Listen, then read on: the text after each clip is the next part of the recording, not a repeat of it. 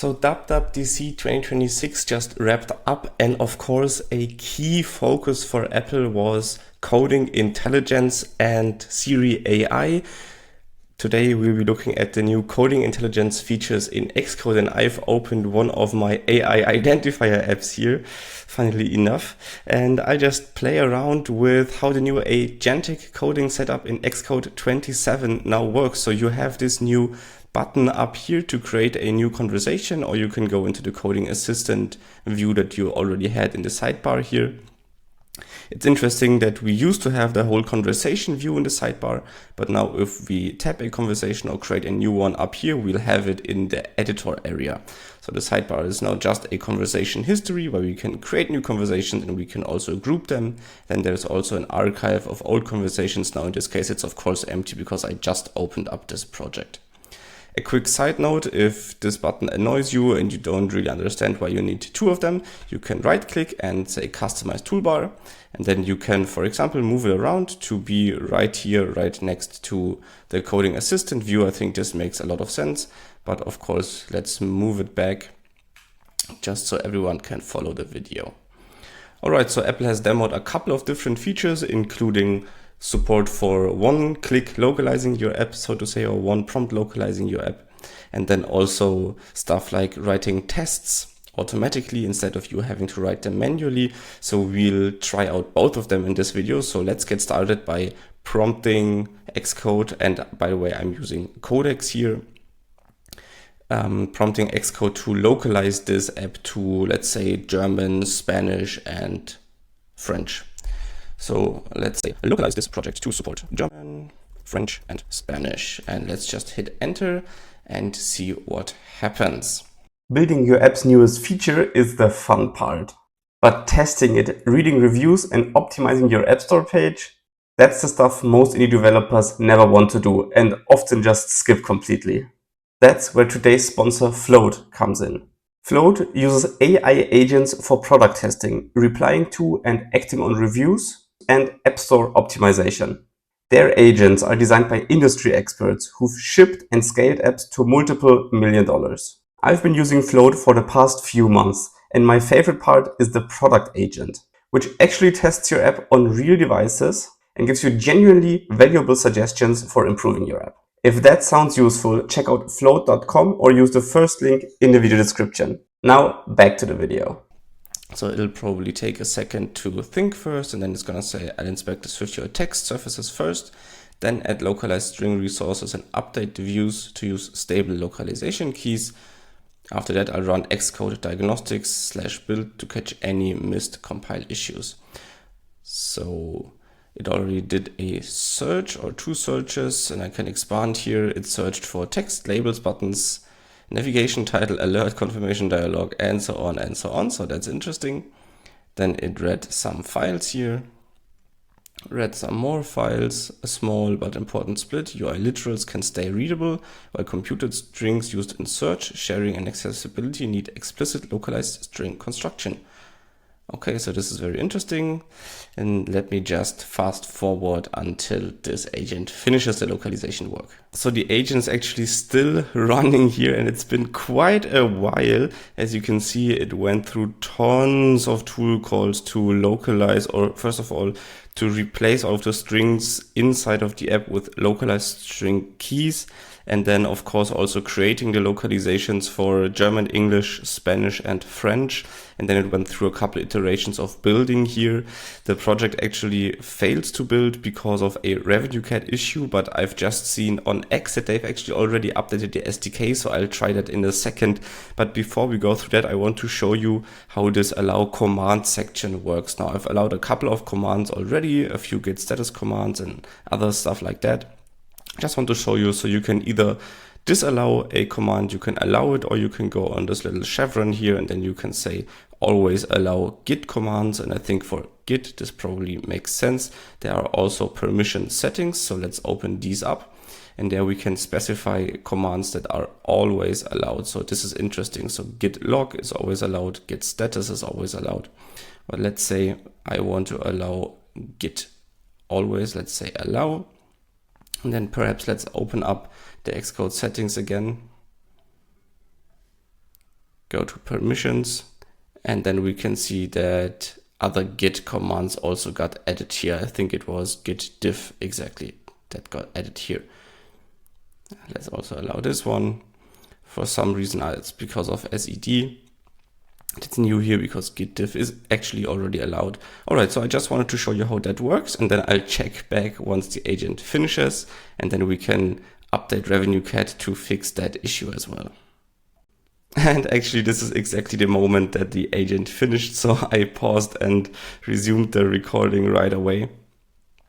So let's see, the project file diff includes the expected locale additions.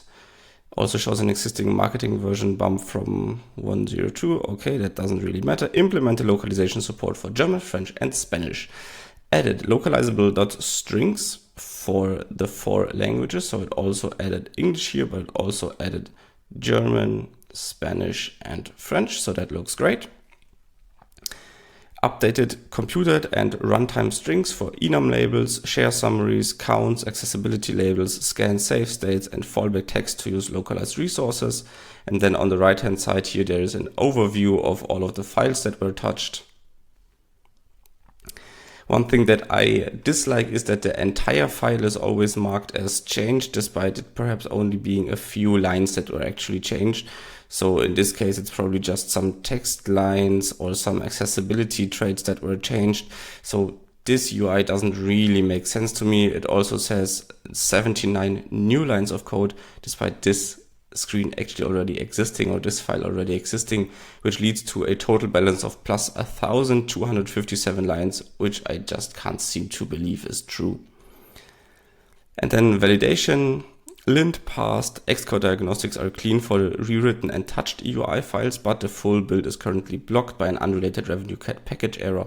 So let me just quickly update the package here, and I think 5.78.0, something like that, should be the current one with the Xcode 27 fix. So let's see, 5.78.0. And as you can see, the status also moved from the center to this little project icon over here in Xcode 27. All right, so that's great. So let's build the project manually now, and let's see whether it compiles. So let's give it a few seconds here.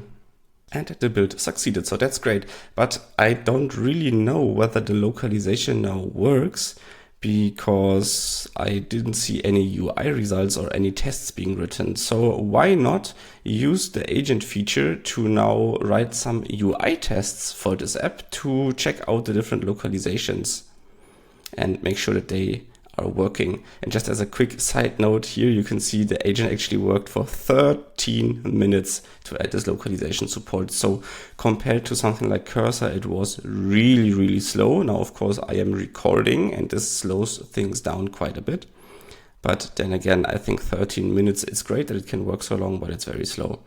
All right, so here, let's follow up with Codex and let's say, great stuff. Let's now write some UI tests to make sure the localization was successful. Write a test that goes through the onboarding sequence and ensures everything is fully localized. All right, let's hit send and let's read the first few messages together, and then I'll pause the recording again so you don't have to wait for 10 minutes. So let's see what happens. I look for existing UI test targets and app launch hooks first, and add a focused onboarding localization UI test that runs the app in German, French, and Spanish. It's not going to be successful because this app doesn't have a UI testing target, as it just found out. So it'll add a small rock identifier UI tests target and make the app accept a launch argument that resets onboarding so the test can reliably exercise that flow. All right, let me pause the recording and check back with you once the agent is done. All right, the agent ran for about 3 minutes and added a rock identifier UI tests folder here with a onboarding localization UI tests file.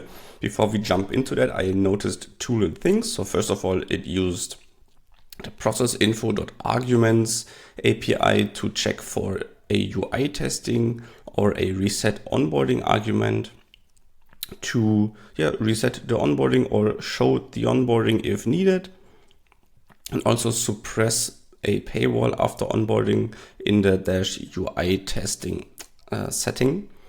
And then onboarding view bypasses camera photo permissions dialog if we're in UI testing. So this is interesting. And now a much more interesting thing, and this is already a big difference between this agentic setup in Xcode 27 and tools like Codex or Cursor. So it's saying here under validation, I could not validate the UI test file in Xcode yet because there is no UI test target attached. I also cannot safely edit the Xcode project file directly while Xcode is open. So other agentic tools like Cursor, like Codex, like Cloud Code can of course edit the project file. You might have to reload Xcode for this to work, but let's see what the agent suggested us to do manually. So remaining Xcode step, add a UI testing bundle target named rock identifier UI test. So let me just quickly copy that to the clipboard. Set rock identifier as a target app and include the existing rock identifier UI tests / onboarding localization UI test.swift file in that target. So let's go to the project settings and let's create a new target and let's search on iOS for UI test. So we want a UI testing bundle. Let's make sure the product name is correct. And this looks good. So let's say finish. All right, so then it created a new group here. So this is interesting. So I don't really know what to do here and I don't want to mess things up. So let's go back into the agent and make it fix this, or at least suggest us how to fix this. I just followed your steps and created a UI testing target / bundle. But now I've noticed that there are two folders in my project explorer that are called like this. Both of them have the onboarding localization UI tests.swift file. What should I do about this issue? So let's hit send and then we'll see if the agent can figure out what the problem is and help us resolve it. So it'll inspect the two Xcode visible entries and the backing file system state, so we can distinguish a real duplicate file from a duplicate project reference. This is interesting. So I would suggest the easy solution is to just get rid of this folder here, as we already have the file in the other folder. So this is a project reference duplicate, not a real file system duplicate. I checked the backing files. There's only one physical test folder. So what happened, his or their earlier Xcode write tool created a project navigator reference. Then Xcode created another one when you added the UI test target. So do this in the project navigator. Find the folder that contains only one of the two files. Delete the duplicate folder, just as we thought. Then when prompted, choose remove reference, not move to trash. All right, so let's say delete here. And let's say remove reference. And there we go.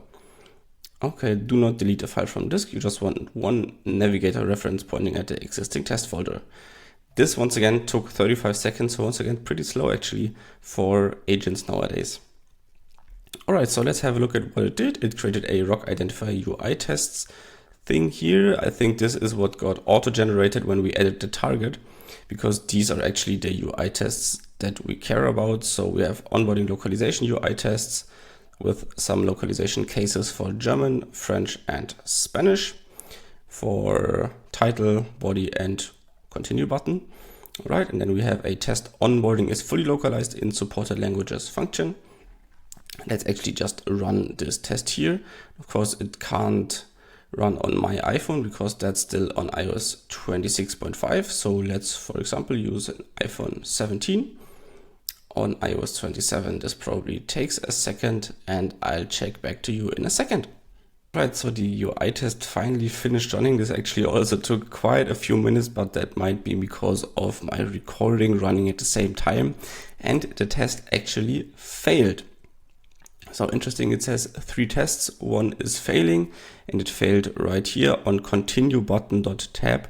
Failed to get list of active applications, accessibility error, something. So let's just copy that and ask our agent again.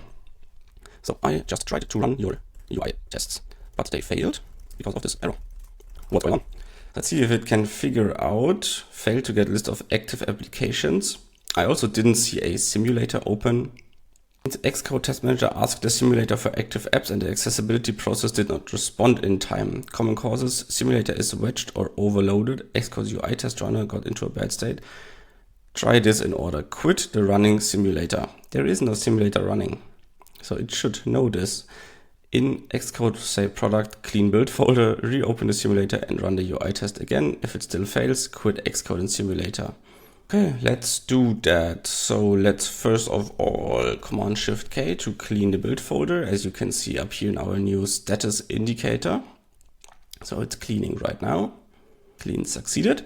Then let's manually start up this iPhone 17 simulator. So I just restarted the simulator and it took quite a while, probably because of the recording and because Xcode 27 being in its very first beta. But as you can see, now the UI tests pass, which mean that all of the strings in at least the onboarding sequence were correctly localized by the agent.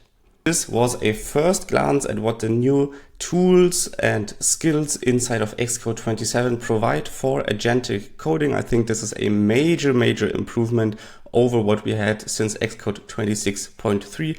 I virtually never used the coding assistant in Xcode because it was so bad at using up-to-date APIs. This is something that was also fixed, so it now always references the most up-to-date documentation for any API that it tries to use. I'll make a few more videos playing around with it. Please let me know in the comments down below what you think about these upgrades to the coding assistant in Xcode 27. See you next time.